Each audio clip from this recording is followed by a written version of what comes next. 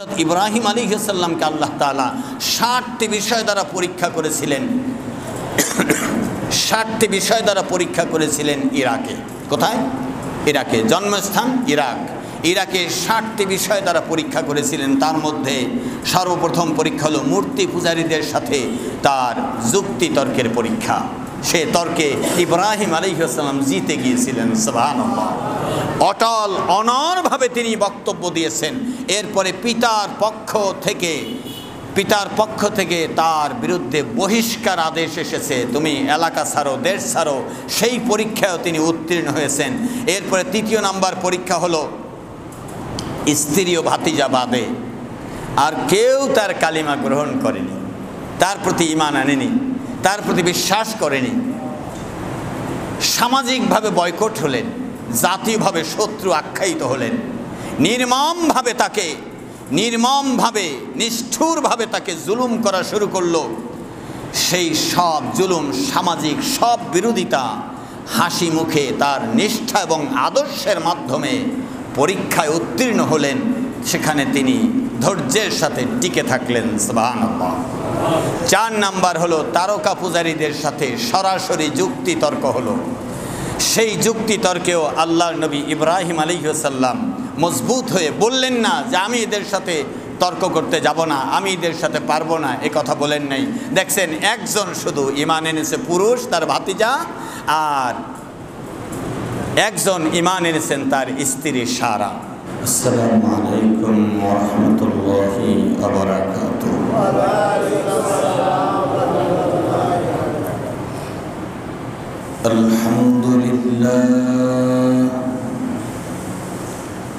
আলহামদুলিল্লাহ নাহমাদুহু ওয়া নাস্তাঈনুহু ওয়া নাস্তাগফিরুহু ওয়া নু'মিনু বিহি ওয়া নাতাওয়াক্কালু আলাইহি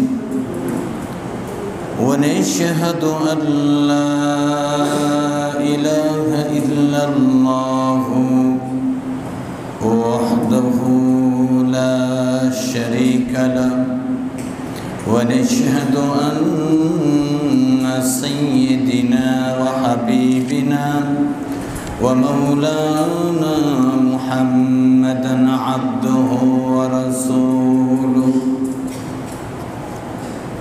فقد قال الله تعالى في كلامه المجيد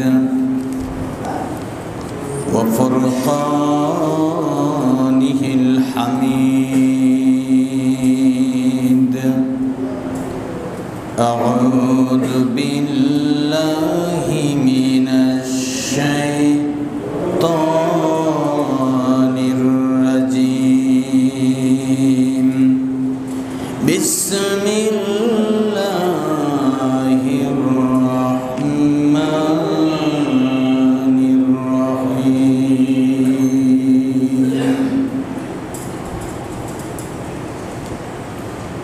وإذ ابتلى إبراهيم ربه بكلمات فأتمهن قال إني جاعلك للناس إماما قال ومن ذريتي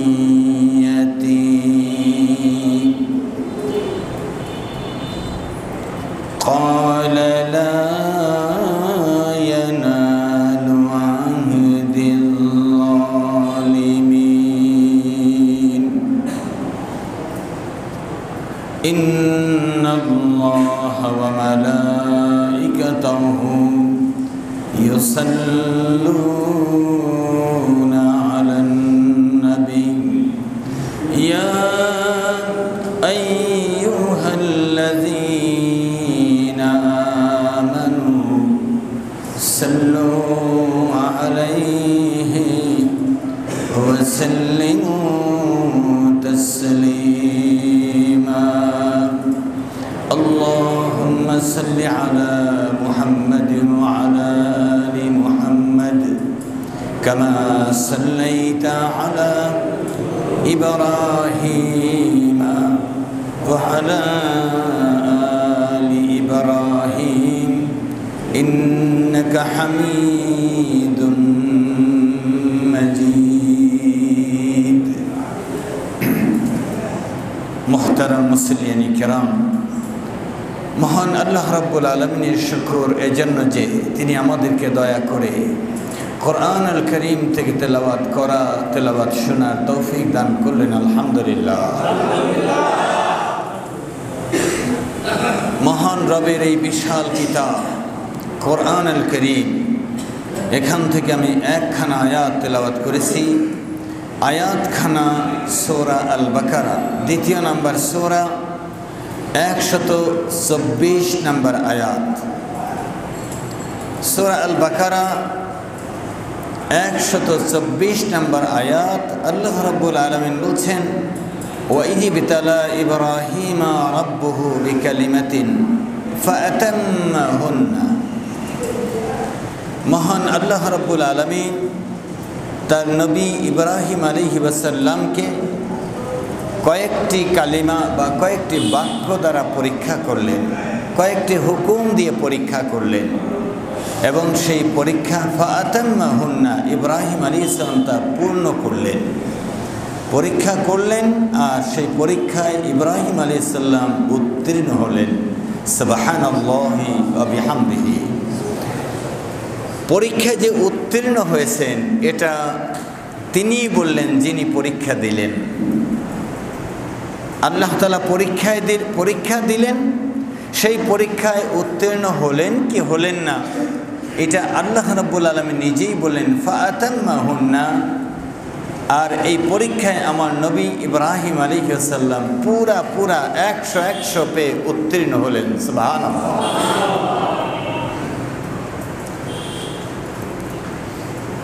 হযরত ইব্রাহিম আলাইহিস সালাম আল্লাহ রাব্বুল আলামিন বললেন, ক্বালা ইন্নী জাইলুকা লিন-নাসি ইমামা। আমি আপনাকে পরীক্ষা দিয়ে প্রস্তুত করতে চেয়েছি এজন্য যে আপনাকে নিয়ে আমার অনেক বড় মিশন, অনেক বড় ভিশন, অনেক বড় ইচ্ছা রয়েছে। তা হলো আমি আপনার পরীক্ষার পরে বুঝতে পেরেছি এবং আপনি উত্তীর্ণ হওয়ার যোগ্যতা অর্জন করেছেন। আমি আপনাকে ঘোষণা করলাম ইন্নী জাইলুকা লিন-নাসি ইমামা। আপনি বিশ্বের সকল মানুষের উপরে নেতৃত্ব, কর্তৃত্ব এবং আপনি সকল মানুষের নেতা নির্বাচিত হলেন। সুবহানাল্লাহ। এটা কারো ভোটে হয় নাই, এটা কারো পরামর্শে হয়নি, এটা কারো সহযোগিতায় হয়নি। মহান আল্লাহ রাব্বুল আলামিন নিজে তার সৃষ্টি মানব জাতির জন্যে তার নবী ইব্রাহিম আলাইহিস সালামকে মনোনীত করেছেন। ইন্নী জাইলুকা, আমি আপনাকে বানিয়ে দিলাম, লিন্নাস, গোটা মানব জাতির জন্যে, লিন্নাস মানুষের জন্যে, লিন্নাস গোটা মানব জাতির জন্যে, ইমামা, ইমাম কে বানালেন? আল্লাহ তাআলা বানালেন।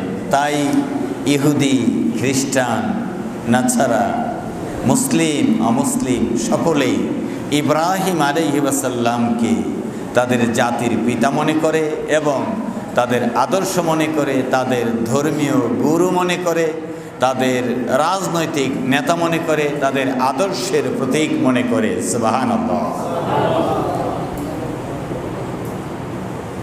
আমি যার কথা বলতে চাচ্ছি তিনি হযরত ইব্রাহিম আলাইহিস সালাম।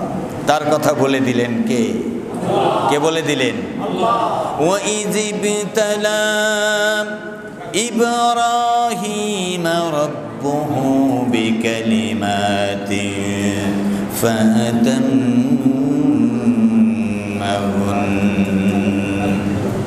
আল্লাহ রাব্বুল আলামিন বলছেন, আমি পরীক্ষা করলাম ইব্রাহিম আলাইহিস সালামকে কিছু কালিমা দ্বারা। আল্লাহ তাআলা বলছেন, রব ইব্রাহিম আলাইহিস সালামের রব কিছু কালিমা দ্বারা তাকে পরীক্ষা করলেন, আর সেই পরীক্ষায় তিনি উত্তীর্ণ হলেন। রব বলে দিলেন, আমি আপনাকে বিশ্বের সকল মানুষের জন্য ইমাম বানায় দিলাম। সকল মানুষের জন্য ইমাম বানায় দিলেন ইব্রাহিম আলাইহিস সালামকে। হযরত ইব্রাহিম আলাইহিস সালাম তখন আল্লাহ রাব্বুল আলামিনকে বললেন, ক্বালা ওয়া মিন যুররিয়্যাতি, রব্বুল আলামিন আমার সন্তান সন্ততিদের মধ্য থেকেও ইমাম বানায় দিয়ে। আল্লাহ, আমি তো থাকবো না, যুগে যুগে আমার সন্তানদের মধ্য থেকে আপনি ইমাম বানায় দিয়ে নেতৃত্ব কর্তৃত্ব আল্লাহ তাদের হাতেও দিয়েন, তাদেরকে সমাজের সেবক বানেন, জাতির নেতা বানেন, আল্লাহ ধর্মীয় গুরু বানেন, আল্লাহ তাদেরকে অনুসরণীয় অনুকরণীয় বানায় দিন। সুবহানাল্লাহ। আল্লাহ রাব্বুল আলামিন ইব্রাহিম আলাইহিস সালামের চাওয়ার প্রেক্ষিতে কি বললেন? ক্বালা লা ইয়ানালু আহদিল যালিমিন, রব্বুল আলামিন বললেন, যারা জালিম হবে, আপনার সন্তান সন্ততি আপনার বংশের মধ্য থেকে যারা অমান্যকারী হবে, অবাধ্য হবে, তাদেরকে নেতৃত্ব দেওয়া হবে না। যারা অবাধ্য হবে আপনার, যারা অবাধ্য হবে আপনার রবে, তাদের নেতৃত্ব দেওয়া হবে না, তাদের কর্তৃত্ব দেওয়া হবে না, তাদেরকে ইমাম বানানো হবে না। এরপরে আল্লাহ রাব্বুল আলামিন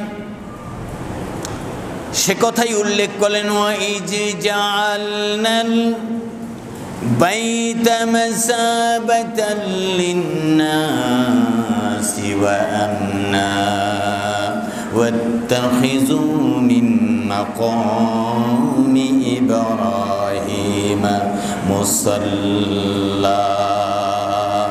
সুবহানাল্লাহ।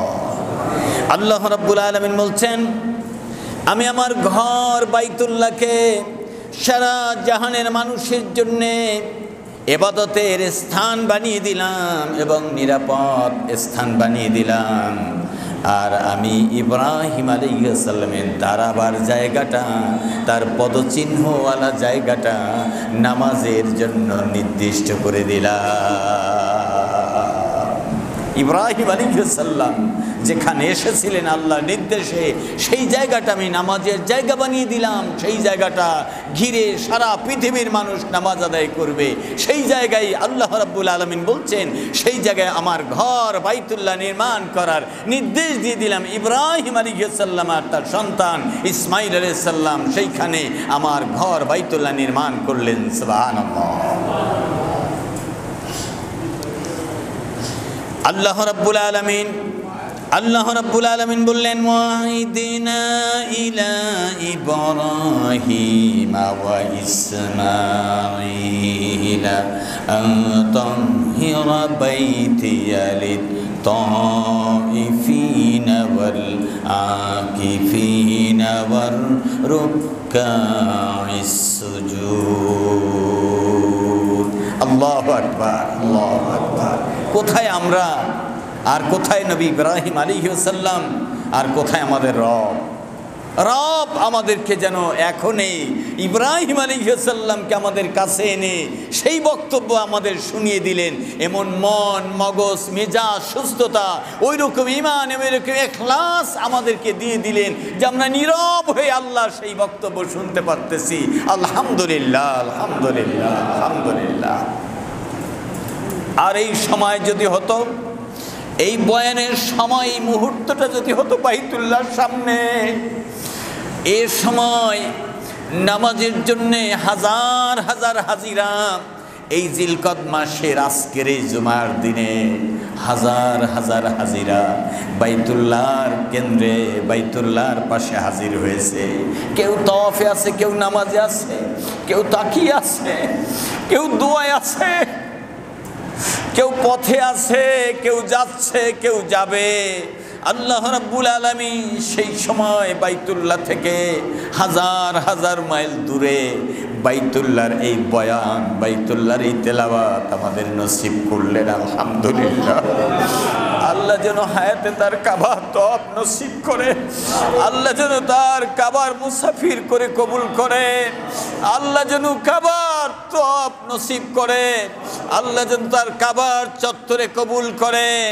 আল্লাহ রাব্বুল আলামিন বলছেন, ওয়াহিদনা ইলা ইব্রাহিম ওয়া ইসমাঈলা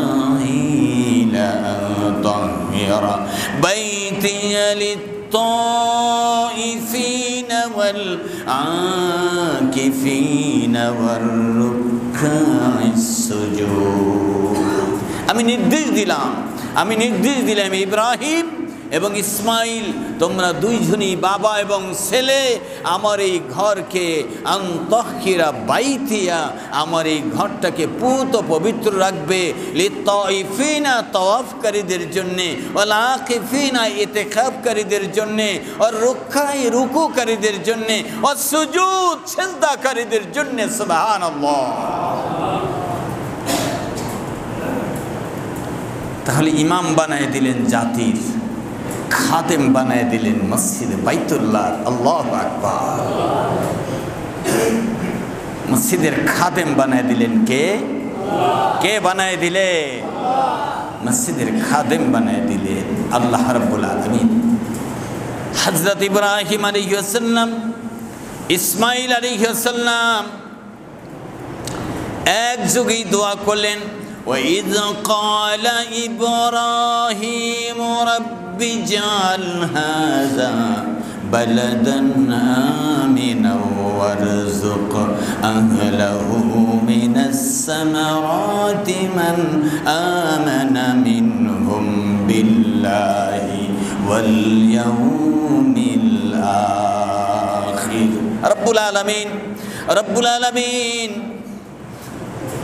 কালা ইব্রাহিম আলাইহিস সালাম বললেন, রাব্বি জাআল, আল্লাহ বানিয়ে দেন, রব বানিয়ে দেন, হাজা বালাদান, এই শহরটাকে, এটা বানিয়ে দেন শহর, বালাদান আমিনা, নিরাপদ শহর, ওয়ারজুক আহলাহু মিনাস সামারাতি, আর এই শহরে যারা যে কদিনই বসবাস করুক না কেন, রব্বুল আলামিন এই শহরের বাসিন্দাদেরকে ফলমূল দ্বারা রিজিকের ব্যবস্থা করে দিয়ে, ফলমূল দ্বারা রিজিকের ব্যবস্থা করে দিয়ে। আল্লাহু আকবার, আল্লাহু আকবার।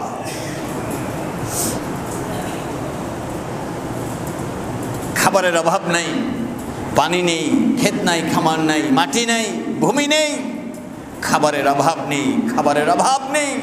যে ফল চাইবেন, যে খাবার চাইবেন, যে মাছ চাইবেন, যে গোস্ত চাইবেন, যা চাইবেন, কোনো অভাব নেই, সব অভাব পূরণ করে দিয়ে নিরাপদ খাদ্যে স্বয়ং সম্পূর্ণ এই নগরী করে দিলেন কে? আল্লাহ রাব্বুল আলামিন বললেন, আমার নবী ইব্রাহিম আলাইহিস সালাম কাবার কাছে দাঁড়িয়ে বলেছিলেন, রাব্বি জাআল হাযা বালাদান আমিনা ওয়ারযুক আহলাহু মিনাস সামারাতি রিজকাল লাকুম। রব্বুল আলামিন রিজকুন আহলাহু মিনাস সামারাতি, রব্বুল আলামিন ফলমূল দ্বারা রিজিকের ব্যবস্থা করে দিন এর বসবাসকারীদেরকে, আর এই নগরটাকে নিরাপদ নগর বানায় দিয়ে। যুগ যুগ ধরে চলছে তাওয়াফ, যুগ যুগ ধরে চলছে ইবাদত, যুগ যুগ ধরে চলছে উপাসনা, মহান রবের কাছে হাজিরা। সারা বিশ্ব থেকে মানুষ যাচ্ছে, কত অকারেন্স, কত অন্যায় কত জায়গায় হয়। আল্লাহর এই পবিত্র ভূমি মক্কায় এ পর্যন্ত একটা মশা পর্যন্ত কেউ মারে নাই। আল্লাহু আকবার। একটা মাছি কেউ মারে নাই, একটা উই পোকা কেউ মারে নাই, একটা উকুন পর্যন্ত টিপ দিয়ে অথবা কোনো আঘাত দিয়ে পর্যন্ত জানা সত্ত্বে কোনো মানুষ মারে নাই। সুবহানাল্লাহ, সুবহানাল্লাহ, সুবহানাল্লাহ। আল্লাহ রাব্বুল আলামিন সে কথাই বললেন, ইব্রাহিম আলাইহিস সালাম দোয়া করলেন তাদের জন্য রিজিকের ব্যবস্থা করেন। মান আমানা মিনহুম বিল্লাহি ওয়াল ইয়াউমিল আখির। দয়াময় রব্বুল আলামিন আপনার প্রতি আর আখিরাতের প্রতি যাদের বিশ্বাস ও ঈমান থাকবে তাদেরকেই আপনি খাবার দিবেন, বাকিদেরকে দিবেন না। আপনার প্রতি আর পরকালের প্রতি যাদের ঈমান তাদের জন্য খাবারের ব্যবস্থা করবেন ফলমূল দিয়ে, আর নিরাপদ নগরী করে দিবেন। আল্লাহ রাব্বুল আলামিন বললেন কি বললেন? ক্বালা ওয়া মান কাফারা ফাউমাত্তিউহু ক্বালিলা সুম্মা আদতারুহু ইলা আযাবিন নার। সুবহানাল্লাহ, সুবহানাল্লাহি ওয়া বিহামদিহি, সুবহানাল্লাহিল আযীম। তিনি হলেন রব, তিনি আল্লাহ, তিনি মহান প্রভু, তিনি দয়ার দরিয়া। তিনি বললেন শুনো, ওয়ামান কাফারা ক্বালা ওয়ামান কাফারা। আল্লাহ তাআলা বললেন যারা কুফরি করবে, যারা আমাকে অস্বীকার করবে, যারা আমাকে মানবে না, যারা আমার বিরোধিতা করবে, যারা দুনিয়া ইসলাম বুঝবে না, মানবে না, ফাউমাত্তিউ ক্বালিলা, তাদেরকে অল্প অল্প দিব। তাদেরকে কি দিব? তাদেরকে অল্প অল্প দেব। আল্লাহ তাআলা বলছে ফাউমাত্তিউহু ক্বালিলা, তাদেরকে অল্প অল্প দিব, তারপরে তাদেরকে বাঁচিয়ে রাখবো, তোমাদের নেয়ামতের বিষয়ে দেখাবো, আর তাদের রিজিকের বিষয়ে তাদের বুঝাবো। আকাশ দেখাবো, জমিন দেখাবো, পাহাড় দেখাবো, পর্বত দেখাবো, আমার নিদর্শনাবলী সব তাদের দেখার জন্যে অঙ্গ প্রত্যঙ্গগুলো ঠিকভাবে রাখবো যাতে তারা বুঝতে পারে। এরপরেও যদি তারা না বুঝে, সুম্মা আদতারুহু ইলা আযাবিন নার, তাদেরকে কঠিন আযাব দেওয়া হবে, কঠিন শাস্তি দেওয়া হবে, এই জন্য যে আমি তাদেরকেও রিজিক থেকে বঞ্চিত করি নাই, তাদেরকেও দুনিয়া থেকে তাড়ায় দেই নাই। এই জন্য তাদেরকে দুনিয়া থেকে তাড়ায় দেই নাই, তাদেরকেও বুঝ শক্তি দিয়েছি। আমরা ঈমান এনেছি, আমাদেরকে আল্লাহ তাআলা বুঝ আনার জন্য যা বিবেক দরকার সে বিবেক দিয়েছেন, আমরা বিবেক কাজে লাগিয়েছি।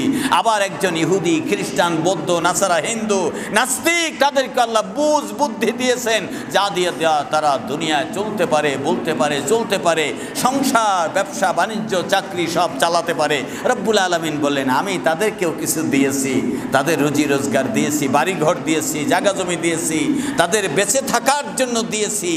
এর যদি আমাকে না চিনে তাহলে ইলা আশাদ্দিল আযাব, তাদেরকে সুম্মা আদতারুহু ইলা আযাবিন নার, তাদেরকে জাহান্নামের আগুনে নিক্ষেপ করা হবে। নাউযুবিল্লাহ।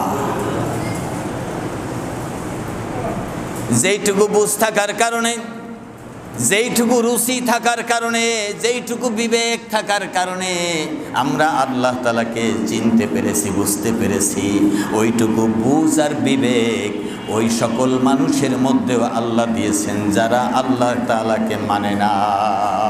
যারা মানে না তাদেরকে ওইটুকু বুঝ দেওয়া হয়েছে, তারা সংসার বুঝেছে, টাকা বুঝেছে, যে ব্যবসা বাণিজ্য বুঝেছে, দুনিয়া বুঝেছে, তারা আল্লাহ তাআলাকে ওই রকম মেনে নেয় নাই, বুঝে নাই। আল্লাহ তাআলা বলেন তাদের জন্য কঠিন আযাব, ওয়া বিসাল মাসির, তাদের জন্য কঠিন আযাব, তাদের জন্য কঠিন আযাব। আল্লাহ রাব্বুল আলামিন বলছেন ওয়া ইয ইয়ারফাউ ইব্রাহিমুল কওয়াইদা মিনাল বাইতি ওয়া ইসমাঈল। আল্লাহ রাব্বুল আলামিন বলছেন সূরা বাকারার 127 নম্বর আয়াত, 24 থেকে শুরু হলো, 27-এ চলে আসলাম। রব্বুল আলামিন বলছেন ওয়া ইয ইয়ারফাউ ইব্রাহিমুল কওয়াইদা মিনাল বাইতি ওয়া ইসমাঈল। ইব্রাহিম আলাইহিস সালাম যখন ইসমাঈল আলাইহিস সালামকে নিয়ে, একজন রাজমিস্ত্রি আর একজন যুগালি, একজন নির্মাণ কাজ করছেন আর একজন সহযোগিতা করছেন, বাইতুল্লাহর দেয়াল যখন উঁচু করলেন, বললেন কে বললেন? ওয়াইয ইয়ারফাউ, যখন উঁচু করলেন ইব্রাহিম আলাইহিস সালাম কওয়াইদা, দেয়াল, কওয়াইদা দিয়াল মিনাল বাইতি, বাইতুন মানে আল্লাহর ঘর। আল্লাহু আকবার। আল্লাহ রাব্বুল আলামিন বলছেন ও ইসমাইল, সন্তান ইসমাইলও তখন সাথে ছিলেন। যখন দেয়াল উঁচু করতে হয়, তখন দেয়াল উঁচু করতে হয়, ইব্রাহিম আলাইহিস সালাম উঁচুতে উঠাতে হয়। ইব্রাহিম আলাইহিস সালাম উঁচুতে উঠাতে পারেন না, ইসমাইল আলাইহিস সালামও ধরে উঁচুতে উঠাতে পারেন না। ইসমাইল আলাইহিস সালাম যখন এই অবস্থায় পড়ে গেলেন, দেয়াল আর উঁচু হয় না, আল্লাহ রাব্বুল আলামিন জান্নাত থেকে একটা পাথর নামায় দিলেন। জিবরিল আলাইহিস সালাম পাথর নিয়ে আসলেন, এই পাথরটা ইব্রাহিম আলাইহিস সালামের পায়ের নিচে দিয়ে দিলেন। পাথর যেই দিকে প্রয়োজন, লিফটের মতো পাথর সেই দিকেই যেতে লাগলো।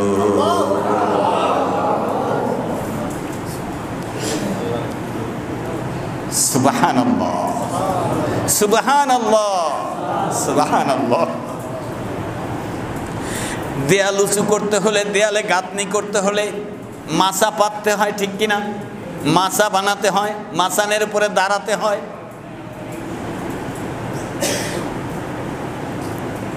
একটা পাথর জান্নাত থেকে দিয়ে দিলেন। আমরাও ঠিক তাই করি। যখন দেয়াল গাঁথা শেষ হয়ে যায়, নিচের অংশ, উপরের অংশটা আর পারে না, মিস্ত্রি বলে স্যার মাচা আনছেন কিনা, ঠিক কিনা? নাকি নিজেরা নিয়ে আসে? নিজেরা আগেই নিয়ে আসে না, মাচা এনেছেন কিনা বলে জিজ্ঞাসা করে। এরপরে বাড়িওয়ালা মাচার ব্যবস্থা করে, কয় টাকার আনবে, কত দামের আনবে, কোথা থেকে আনবে, কিভাবে আনবে। ঠিক বাড়িওয়ালা মহান আল্লাহ রাব্বুল আলামিন যাদেরকে দিয়ে বাইতুল্লাহ নির্মাণ করছিলেন, যখন দেয়াল উঁচু করতে অপারগ, বাড়িওয়ালা ওই জান্নাত থেকে একটা পাথর আল্লাহর ঘর বানাবার জন্য পাঠিয়ে দিলেন। এটা দিয়ে লিফটের মতো কাজ হলো। সুবহানাল্লাহ। পাথরের উপরে দাঁড়ায় থাকতে অনেক কষ্ট হবে, এই জন্য পাথরটাকে নরম করে দিলেন কে? পাথরটা নরম করে দিলেন। পাড়া দিলে ডেবে যায়, আবার উঁচু হয়ে যায়, আবার ডেবে যায়, আবার উঁচু হয়ে যায়। ফোমের মতো, স্পঞ্জের মতো করে দিলেন, স্প্রিং করে দিলেন কে? এই পাথরটা এভাবে যে নরম ছিল, এভাবে যে পাড়া দিলে ডেবে যেত, এটার স্মৃতি বহন করার জন্য মহান আল্লাহ রাব্বুল আলামিন যখন কাজ শেষ হয়ে যায়, সর্বশেষ পদচিহ্ন এই পাথরের উপরে ইব্রাহিম আলাইহিস সালামের পায়ের চিহ্ন রেখে দিলেন। পায়ের চিহ্নটা রেখে দিলেন। যারা হজে যাবেন, উমরায় যাবেন, বাইতুল্লাহ তাওয়াফ করতে গিয়ে পূর্ব পাশে হাজারে আসওয়াদ থেকে তাওয়াফ শুরু হয়। একটু সামনে গেলেই, কয়েক ফুট সামনে গেলেই একটা পিলার, সোনালি রং ঘেরা, সোনালি কাছে ঘেরা একটা পিলার রয়েছে। এই পিলারটা মাঝখানে দাঁড়িয়ে আছে, ওটার ভিতরে তাকিয়ে দেখবেন হযরত ইব্রাহিম আলাইহিস সালামের পায়ের চিহ্ন। এটাকে বলা হয় মাকামি ইব্রাহিম। আমার আল্লাহ রাব্বুল আলামিন বলেন, ওয়াত্তাখিযু মিন মাকামি ইব্রাহিম মুসাল্লা। বিশ্বজাহানের মুমিনেরা, কিয়ামত পর্যন্ত আমার ইব্রাহিমের পায়ের চিহ্নটার এই জায়গাটাকে নামাজের জায়গা বানায় দিলাম। সুবহানাল্লাহ, সুবহানাল্লাহ।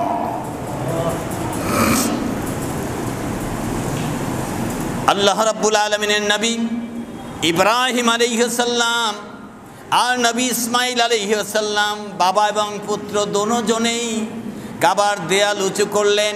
পায়ের নিচে পাথর। পায়ের নিচে কি পাথর? দুনিয়ার না জান্নাতি? জান্নাতি পাথর। কিয়ামত পর্যন্ত এই পাথর এইখানেই থাকবে, এইখানেই থাকবে, এইখানেই চিহ্ন হয়ে থাকবে। দুনিয়া লয় হয়ে যাবে, পাথর ক্ষয় হয়ে যাবে না, পাথর উড়ে যাবে না। আল্লাহ রাব্বুল আলামিন মানুষের জন্য নিদর্শন বানায় রাখলেন। ইব্রাহিম আলাইহিস সালাম কাবা ঘরের দেয়াল উঁচু করেছেন। এরপরে হযরত ইব্রাহিম আলাইহিস সালাম দোয়া করলেন, রব্বানা তাকাব্বাল মিন্না। আল্লাহ, আপনার নির্দেশ পালন করেছি মাত্র, সামান্যই খেদমতটুকু কবুল করেন, ভুল ত্রুটি মাফ করেন আল্লাহ। এর মধ্যে যদি আমার কোনো দুর্বলতা থেকে থাকে মাফ করে দিন। যেইভাবে বানাবার কথা ওইভাবে তো আমি মানুষ, আল্লাহ দয়া করে আমাদের পক্ষ থেকে কবুল করেন। আল্লাহু আকবার। এই জন্য সব কাজ করব আল্লাহর জন্যে, আর আল্লাহ তাআলার কাছে বলবো রব্বানা তাকাব্বাল মিন্না। আপনার নির্দেশে, আপনার দেখানো পদ্ধতিতে আপনার কাজটাই আমি করেছি। এই কাজটুকু ছোট হোক বড় হোক, আপনি দয়া করে কাজটুকুকে কবুল ও মঞ্জুর করে নিন। ইন্নাকা আনতাস সামিউল আলিম। হে রব, আপনি তো শুনেন, আপনি সব জানেন, আপনি শুনেন, আপনি সব জানেন। আল্লাহ আমাদের দোয়াকে কবুল করেন। এরপরে দোয়া করলেন রব্বানা ওয়াজআলনা মুসলিমাইনি লাকা ওয়া মিন যুররিয়াতিনা উম্মাতান মুসলিমাতান লাক রব্বুল আলামিন। রব্বানা ওয়াজআলনা মুসলিমাইনি লাকা। আল্লাহ আপনার অনুগত বান্দা হিসেবে আমাদের দুইজনকে কবুল করেন। আল্লাহু আকবার। দেখেন, নবী হওয়ার পরে তার দোয়া, আর আমরা উম্মাত হওয়ার পরে দোয়া নাই। নবী হওয়ার পরে কত অনুগত, কত তাজিম, কত ভালোবাসা, কত ভক্তি, কত তাকওয়া, কত ভীতি, আল্লাহর প্রতি কত টান ও মহব্বত।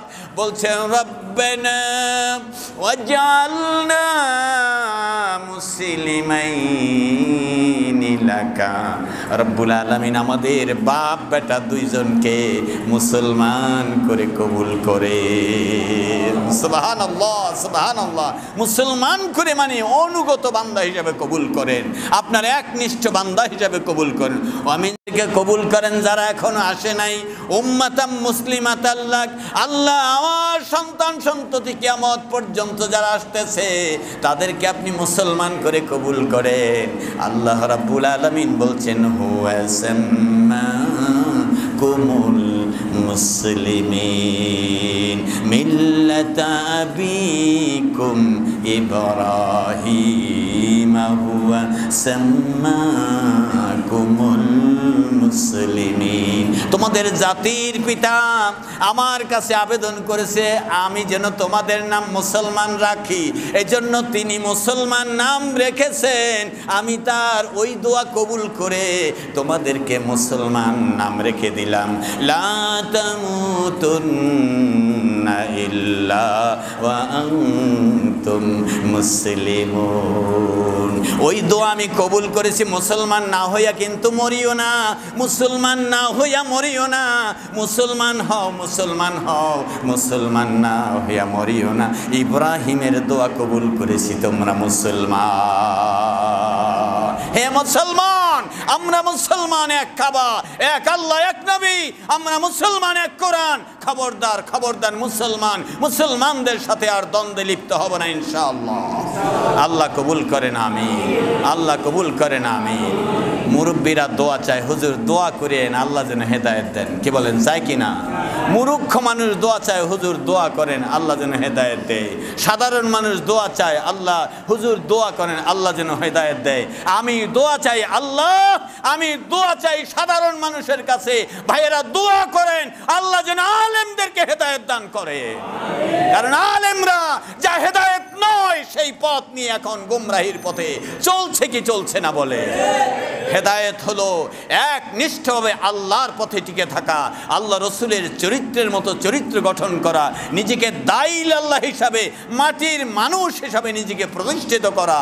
অথচ কি গায়ের গরমে, কি চোখের গরমে, চুলের গরমে, ক্ষমতার গরমে, লোভ লালসার তাড়নায় ক্ষমতার ভাইরাল হওয়ার জন্যে বিশ্বময় ইসলামের নামে বিষ ফোঁড়া ফাটাচ্ছে, ঠিক কিনা? আহা সর্বনাশ! বড় বড় আলেমদের বিপক্ষে কথা চলছে, বড় বড় স্কলারের বিপক্ষে কথা চলছে, কোরআনের বিপক্ষে কথা চলছে, বলতে বলতে নবীকে আল্লাহর সমকক্ষ বানাচ্ছে। নাউজুবিল্লাহ। এই ব্যাপারে সাবধান থাকতে হবে।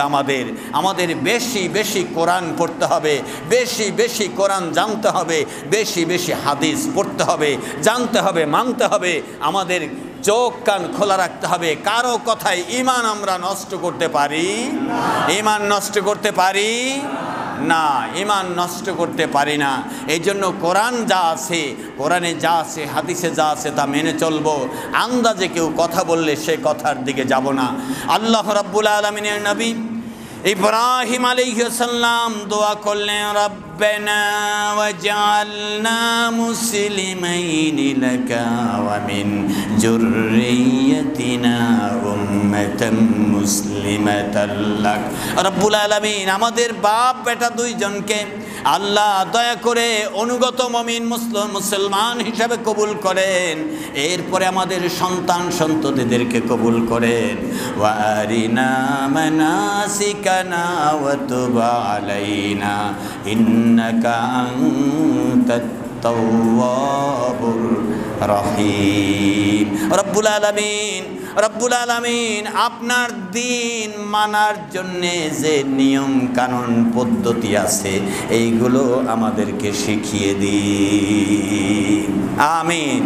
আল্লাহ আপনার যে নিয়ম কানুন ও পদ্ধতি আছে, ইসলাম মানার জন্য যে পদ্ধতি আছে সেই পদ্ধতি আমাদেরকে শিখিয়ে দিন।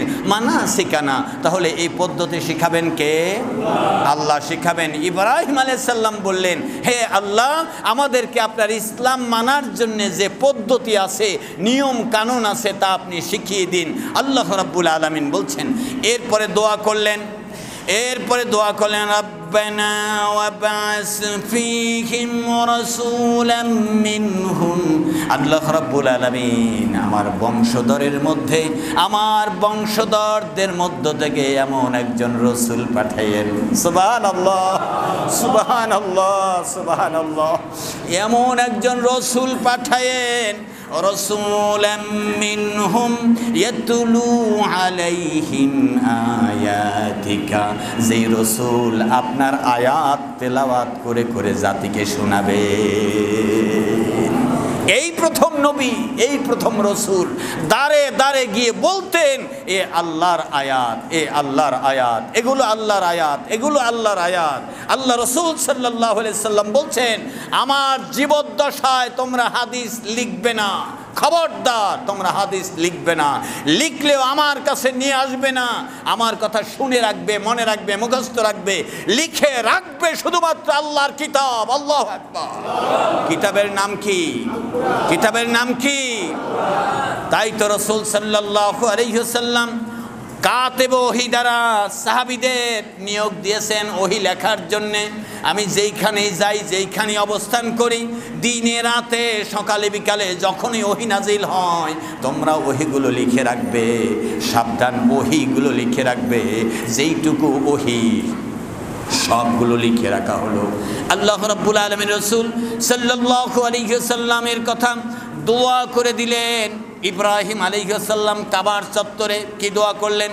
আল্লাহ আমার সন্তানদের মধ্য থেকে এমন একজন রাসূল দিয়ে দিয়েন যে রাসূল আপনার আয়াত তেলাওয়াত করে শোনাবে। ওয়ায়ুআল্লিমুহুমুল কিতাব, আর কোরআনের শিক্ষা দিয়ে দিবেন। ওয়াল হিকমা, জ্ঞান বিজ্ঞান শিক্ষা দিবেন। ওয়ায়ুযাক্কিহিম, অন্তরটাও পুত পবিত্র করে দিবেন। সুবহানাল্লাহ। ভিতর বাহির পুত পবিত্র করে দিবেন। এইরকম একজন রাসূল দিয়ে দিন। রাসূল যেমন রাষ্ট্রপতি ছিলেন তেমন ইমামও ছিলেন। রাসূলের সাহাবীরা যেই রকম সারা বিশ্বটাকে শাসন করেছেন, আবার একনিষ্ঠ ঈমান, এখলাস, আকীদা, আত্মাটা এত পরিষ্কার ও পরিশুদ্ধ ছিল, এক জাররা পরিমাণ জাতির সম্পদ আত্মসাৎ করেন নাই। সুবহানাল্লাহ। এক জাররা পরিমাণ সম্পদ জানা সত্ত্বে তারা আত্মসাৎ করেন নাই। ভুলেও তারা মিথ্যা কথা বলেন নাই, ভুলেও তারা বামকে সহযোগিতা করেন নাই। আল্লাহু আকবার, আল্লাহু আকবার। আল্লাহ রাব্বুল আলামিন বলছেন, আমার ইব্রাহিম আলাইহিস সালাম দোয়া করেছিলেন, এমন একজন রাসূল আমার এই জাতির মধ্যে দিয়েন। আখিরি জামানার নবী মুহাম্মদ রাসূলুল্লাহ সাল্লাল্লাহু আলাইহি সাল্লামকে আল্লাহ পাঠালেন, যিনি কোরআন তেলাওয়াত করে শোনাবেন, কিতাবের শিক্ষা দিবেন, এরপরে জ্ঞান বিজ্ঞান শিক্ষা দিবেন, এরপরে অন্তরটাকে পরিশুদ্ধ করে দিবেন। ইন্নাকা আনতাল আজিজুল হাকিম। রব্বুল আলামিন আপনি নিশ্চয়ই মহাপরাক্রমশালী, আপনি মহাবিজ্ঞানময়, আপনি আমাদের দোয়াকে কবুল করেন, ফিরাইয়া দিয়েন না। লা ইলাহা ইল্লাল্লাহ, লা ইলাহা ইল্লাল্লাহ, লা ইলাহা ইল্লাল্লাহ, লা ইলাহা ইল্লাল্লাহু মুহাম্মাদুর রাসূলুল্লাহ। সূরা বাকারা, সূরা আল বাকারার 124 নম্বর আয়াত থেকে আপনাদের সামনে তেলাওয়াত করে শোনানোর চেষ্টা করেছি। হযরত ইব্রাহিম আলাইহিস সালামকে আল্লাহ তাআলা 60টি বিষয় দ্বারা পরীক্ষা করেছিলেন। 60টি বিষয় দ্বারা পরীক্ষা করেছিলেন ইরাকে। কোথায়? ইরাকে, জন্মস্থান ইরাক। ইরাকে 60টি বিষয় দ্বারা পরীক্ষা করেছিলেন। তার মধ্যে সর্বপ্রথম পরীক্ষা হলো মূর্তি পূজারীদের সাথে তার যুক্তি তর্কের পরীক্ষা। সে তর্কে ইব্রাহিম আলাইহিস সালাম জিতে গিয়েছিলেন। সুবহানাল্লাহ। অটল অনড়ভাবে তিনি বক্তব্য দিয়েছেন। এরপরে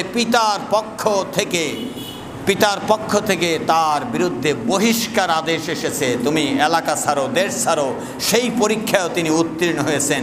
এরপরে তৃতীয় নাম্বার পরীক্ষা হলো স্ত্রী ও ভাতিজা বাদে আর কেউ তার কালিমা গ্রহণ করেনি, তার প্রতি ঈমান আনেনি, তার প্রতি বিশ্বাস করেনি। সামাজিকভাবে বয়কট হলেন, জাতীয়ভাবে শত্রু আখ্যায়িত হলেন।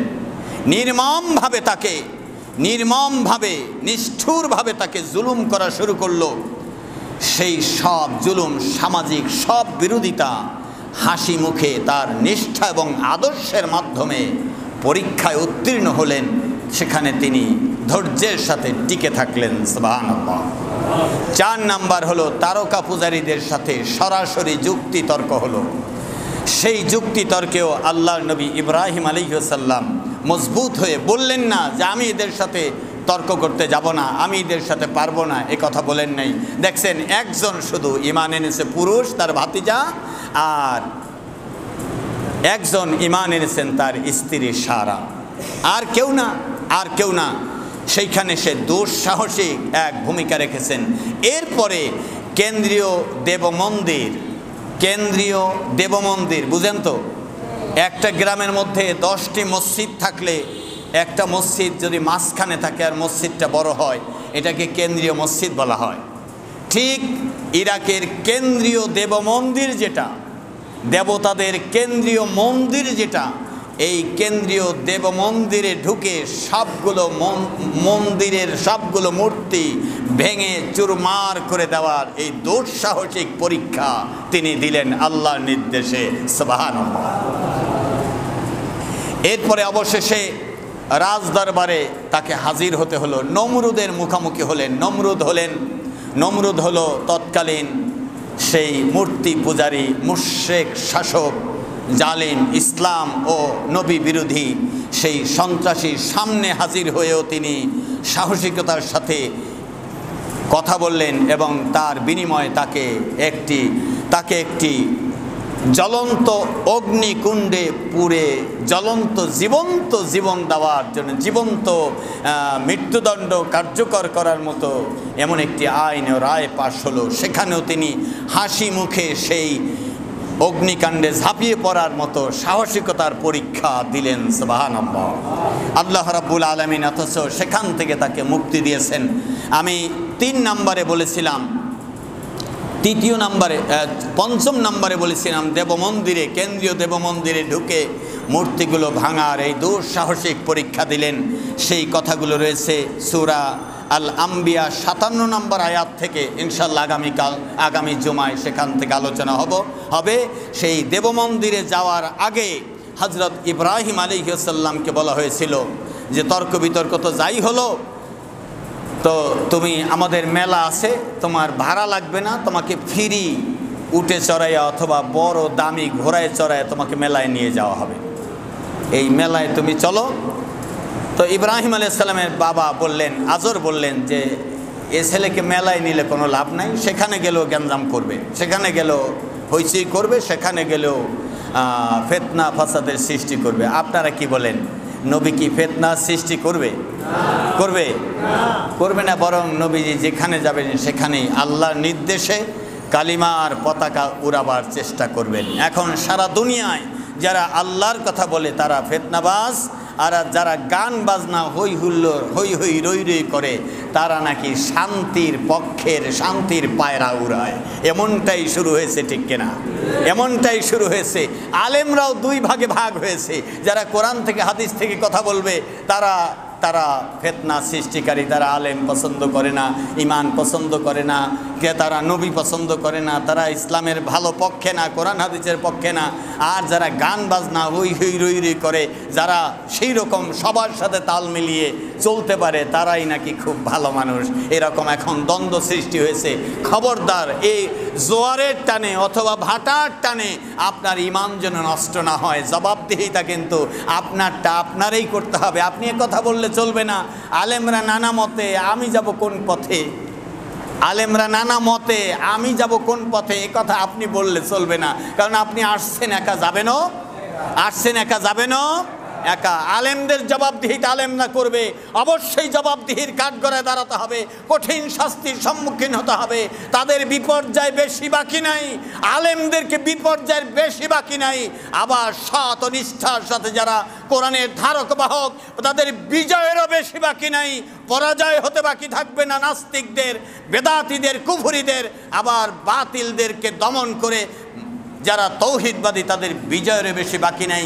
আপনার কিন্তু মনে রাখতে হবে, আপনাকে আল্লাহর হুকুম মেনে চলেই আল্লাহর জান্নাতের পথে যেতে হবে, ঠিক কিনা?